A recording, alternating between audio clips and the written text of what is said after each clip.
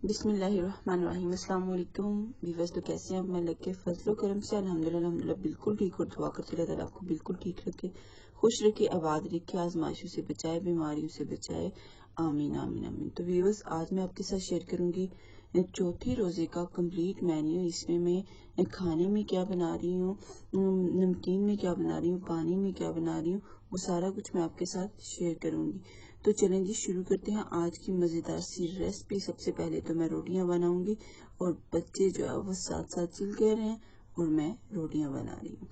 तो जी हाँ, रोटियां बनाने के बाद मुझे क्या करना है वो भी मैं आपको बताती हूँ, लेकिन सबसे पहले मुझे रोटी जो है वो जितनी भी पकानी है वो पका लेनी होगी। वैसे रमज़ान में तो रोटी खाने का दिल नहीं चाहता, लेकिन थोड़ी बहुत आप रोटी ज़रूर खाएं, क्योंकि रोटी खाएंगे तो आप सही रहेंगे, वरना बहुत ज़्यादा वीकनेस हो जाएगी और फिर मुश्किल हो जाएगा रोज़े रखना भी, तो आप बीमार भी पड़ सकते हैं। तो अल्लाह ना करे ऐसा हो, तो आपको जो है वो थोड़ी बहुत रोटी ज़रूर खानी चाहिए, ताकि आप जो है वो फिट रहें और आप अच्छे से खुशी खुशी से मज़े से जो है वो रोज़े रख सके और अल्लाह ताला का शुक्र अदा कर सके, क्योंकि उसकी बहुत सी नेमतें हैं और उसकी नेमत का हम शुक्र अदा नहीं कर सकते। जितना करें उतना ही कम है। तो जी हाँ, रोटियां जो है वो मैंने तो कुछ ज़्यादा नहीं पकानी थी, थोड़ी एक एक आधी आधी रोटी जो है वो सभी ले लेते हैं, तो इतनी सी रोटी मुझे बनानी थी। तो ये तो मैं ऑलमोस्ट बना चुकी हूँ। तो अब मुझे क्या करना है, अब मुझे बनानी है मटर गोश्त, यानी मटर कीमा बनाना है मुझे, और साथ मुझे बनाना है प्याजी पकोड़े। तो ये सारे पकोड़े और मटर कीमा और पानी बनाना है, शेक बनाना है। शेक मैं आज बना रही हूँ जी पाइनएप्पल का। तो इसकी मैं अलहदा से जो है वो वीडियो भी आपके साथ शेयर कर दूंगी, तो आपने वहां से सीन कर लेनी है, क्योंकि इसमें जस्ट मैं खाने का जो है वो कंप्लीट मेन्यू और साथ पकौड़े वगैरह का कंप्लीट मेन्यू शेयर करूंगी, और जो पानी का मेन्यू है वो मैं यानी कि ड्रिंक्स जो है वो मैं सेपरेट से वीडियो अपलोड कर चुकी हूँ बल्कि, तो आपने वो उसमें देख लेना है, ताकि आपको जो है वो पानी बनाने में और शेक बनाने में आसानी हो जाए। तो साथ यहाँ से आप जो है वो कंप्लीट रेसिपी जो है वो पिक कर सके और ये बना सकें आप। तो क्योंकि सबसे मुश्किल काम हमारे लिए और सबके लिए मेरे ख्याल से यही होता है कि हम ये डिसाइड करना भूल जाते हैं कि आज हम क्या बनाएं। तो ये बहुत ही मुश्किल जो है वो डिसीजन होता है, कुछ समझ नहीं आता, सबसे पूछा जाता है तो सब ये कहते पता नहीं, आप डिसाइड कर लें, आप डिसाइड कर लें। तो इस मसले का हल मैंने देखते हुए जो नहीं, इस मसले को देखते हुए मैंने आपके साथ कंप्लीट जो मेन्यू है वो शेयर करना शुरू किया है, ताकि आप जो है वो हर रोजे को आसानी से चिल कर सकें और आपको ये टेंशन बिल्कुल ना हो कि आज क्या बनाएं, आज क्या बनाएं। आप आराम से आसानी से यहाँ से देखें और वहाँ जाके बना लें। तो चलें जी, रोटियां तो बन चुकी, अब चलते हैं प्याज की कटिंग कर लेते हैं। क्योंकि प्याज हमें चाहिए पकोड़े के लिए, तो पकोड़े के लिए प्याजी ही पकोड़े हमने बनाने हैं। तो आपने देख लेना है कि आपको जो है वो कितने पकोड़े बनाने हैं। तो मैंने तकरीबन आधा किलो प्याज ले लिए हैं, तो अब मैं इसकी कटिंग कर लूंगी। कटिंग आपने थोड़ी बारीक रख के इसकी कर लेनी है, बहुत ज्यादा बारीक नहीं करना। तो प्याज की कटिंग के बाद हम सब्ज मिर्च की कटिंग करेंगे।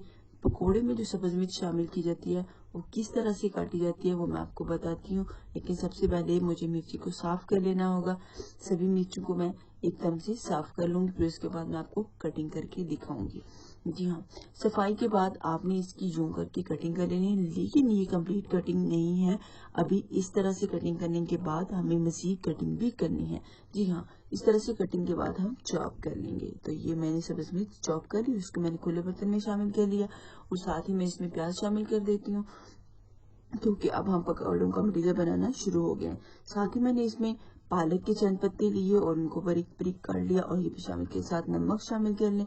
नमक के साथ हम इसमें शामिल कर लेंगे धनिया, साबुत धनिया, खुश्क धनिया, और साथ हम इसमें अनारदाना शामिल करेंगे।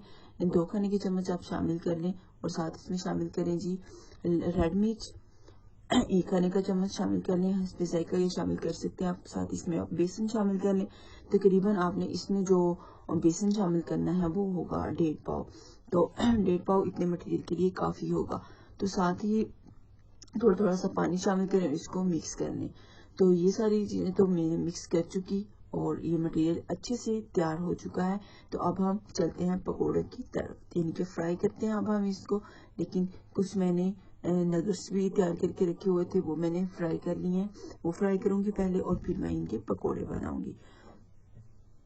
तो जी हाँ, नगेट्स तो फ्राई हो रहे हैं, तो ये फ्राई हो जाएंगे और साथ ही मुझे पकोड़े भी निकाल लेने होंगे, ताकि ऑयल गर्म हो चुका है तो पकोड़े भी निकाल लेते हैं जी। तो पकोड़े तो अब मैं निकालूंगी, तो आपको दिखाऊंगी पकोड़े आपने यूं करके जो वो निकालने हैं। आपने हाथ को ऑयल के बिल्कुल करीब रखना है, क्योंकि अगर आप ऊपर से मटेरियल को फेंकेंगे तो ऑयल जो है वो छलांग लगाएगा और आपके हाथ को कैच कर लेगा, और जिससे क्या होगा कि आपका हाथ चल जाएगा। तो आपने ऐसा बिल्कुल नहीं करना, और अल्लाह ना करे कभी भी ऐसा हो कि आपका हाथ चले, क्योंकि आप जानते हैं इससे बहुत तकलीफ होगी। तो पकोड़े जो है वो तैयार हो चुके हैं, इसको मैं बाहर निकाल लेती हूँ। सारे पकोड़े आपने इसी तरह से तैयार कर लेने हैं, और ये आलू के प्याज के पकोड़े जो है वो बहुत ही मजे के होते हैं, क्रिस्पी होते हैं। तो आपने ये जरूर ट्राई करना है, और देसी खाना टिप्स एंड व्लॉग को सब्सक्राइब भी कर लेना, ताकि आपके पास अच्छी आसानी और आसानियां पैदा होती रहें आपके लिए, और आपको अच्छी अच्छी वीडियो आती रहें। तो चलें जी, ठीक है। पकोड़े देसी खाना टिप्स को तो हम कर लेंगे, पकोड़े भी हमने तैयार कर लिए। तो अब हम चलते हैं सालन की तरफ। इसके लिए हम प्याज काट लेंगे। प्याज आपने तकरीबन मीडियम साइज के लेने हैं, तो 3 ले लेने हैं, क्योंकि हम बना रहे हैं कीमा, और कीमे के लिए हमें प्याज थोड़ा ज्यादा चाहिए होता है। तो प्याज जो है वो आपने यूं कटिंग करके, इसकी कटिंग करने के बाद आपने इसको जो है वो चॉप कर लेना है। और लेकिन चॉप तो कर रही हूँ मैं, और अब मैं चूल्हे की तरफ चलती हूँ। कढ़ाई को चूल्हे पर रखें, इसमें ऑयल शामिल करें आप भी, और या अगर आप कोई भी बर्तन लेना चाहते हैं तो ले सकते हैं, कोई जरूरी नहीं कि आप कढ़ाई में बनाएं। इसके साथ आप इसमें एक पिस्ता दालचीनी का, एक बड़ी इलायची का, एक सब्ज इलायची का और एक फूल का शामिल करें। इसको कराने तक जो वो आप पकाएं, और उसके साथ इसमें आप कीमा शामिल कर लें। आधा किलो मैंने कीमा लिया, मटन कीमा, और मैं इसको 5 मिनट तक हल्का सा फ्राई करूंगी। और प्याज जो है वो चॉप हो चुका है। अब मुझे ये चॉप किया हुआ प्याज किसी बर्तन में निकाल लेना है, और तब तक जो है वो कीमा पकता रहेगा हल्की आंच पे। तो अब कीमा तो माशाल्लाह से पक चुका है, हल्की आंच पे बहुत अच्छे से पक चुका है, ब्राउन हो चुका है। तो अब इसको थोड़ा सा मैं मजीद फ्राई करूंगी। इसके साथ में इसमें शामिल कर दूंगी हस्बे जायका नमक, जो कि आपने अपने टेस्ट के मुताबिक शामिल कर लेना है, कम या ज्यादा आप कर सकते हैं। और साथ ही आप इसमें शामिल कर दें चॉप किया हुआ प्याज, और इसको आप पूरे 5 मिनट तक भूने ढक्कन खोल के। और उसके बाद आप जो सब्ज मिर्च साथ ही हम चॉप कर लेते हैं, ये मैंने ली है 6 अदर, और इनकी मैं सबसे पहले कटिंग करूंगी। और कटिंग के बाद मुझे जो है वो इसको चॉप भी कर लेना है, क्योंकि सब्ज मिर्च जो कीमे में शामिल की जाती है वो चॉप करके ही की जाती है। तो आपने भी इसको यूं करके काटने के बाद चॉप कर लेना है। तो चॉप हो चुका, अब मैं मटर निकाल लेती हूँ, क्योंकि मटर कीमा बन रहा है तो मटर को निकालना बहुत जरूरी है। तो इसको मैं जल्दी से निकाल लेती हूँ। तो कीमा माशाल्लाह से बहुत अच्छे से कीमा और प्याज है वो फ्राई हो चुका है।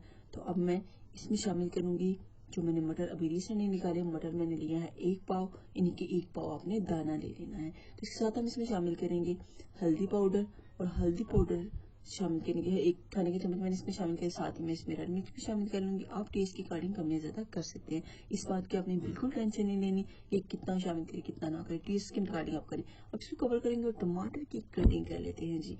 जी हाँ, तो टमाटर की कटिंग से पहले आपने इसकी सफाई कर लेनी है। तो सफाई आपने इसकी यूं कर लेनी है कि आपने इसको छुरी की मदद से इस तरह से साफ कर लेना है। तो सभी टमाटर को आपने साफ करने के बाद इसकी कटिंग करें। कटिंग आप इसकी भी थोड़ी बारीक रख के कर लें, और साथ ही हम अदरक की कटिंग कर लेंगे।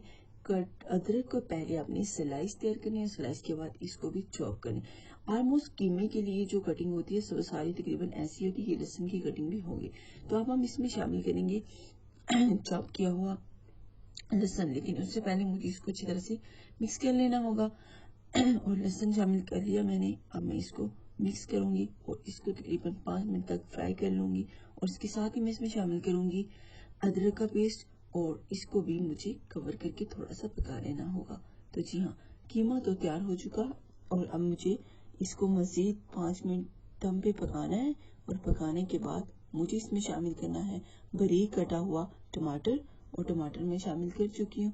टमाटर जो है वो थोड़ा बहुत पानी छोड़ेगा, तो जिससे क्या होगा कि ये बहुत ज्यादा अच्छा हो जाएगा, सॉफ्ट हो जाएगा। तो जी हाँ, कीमा हमारा तैयार हो चुका है। इसमें हम 1 खाने का चम्मच गरम मसाला शामिल करेंगे, और इसको अच्छी तरह से मिक्स कर लेंगे।